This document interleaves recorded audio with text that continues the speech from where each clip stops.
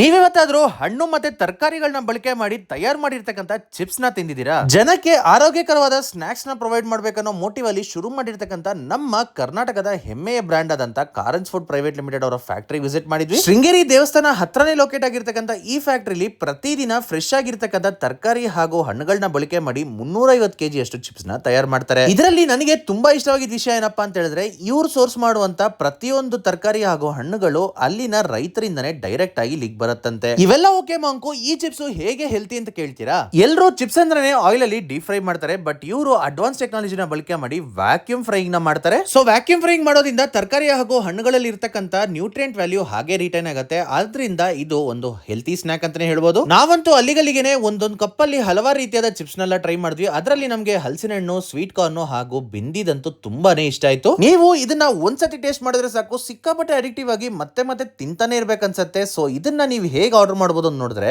ಇವರ own website ಆದಂತ www.fruittreat.com ಅಲ್ಲಿ ಹೋಗಿ ಆರ್ಡರ್ ಮಾಡಬಹುದು, ಅಥವಾ ಕ್ವಿಕ್ ಡೆಲಿವರಿ ಆಪ್ಸ್ ಆದಂತ ಸ್ವಿಗ್ಗಿ, ಇನ್ಸ್ಟಾಮಾರ್ಟ್, ಜೆಪ್ಟೋ, ಬಿಗ್ ಬಾಸ್ಕೆಟ್ ಹಾಗೂ ಅಮೆಜಾನ್ ಅಲ್ಲಿ ಕೂಡ ಆರ್ಡರ್ ಮಾಡಬಹುದು. ಇದನ್ನಂತೂ ನಾನು ಹೈಲಿ ರೆಕಮೆಂಡ್ ಮಾಡ್ತೀನಿ. ಖಂಡಿತವಾಗ್ಲೂ ಒಮ್ಮೆ ಟ್ರೈ ಮಾಡಿ.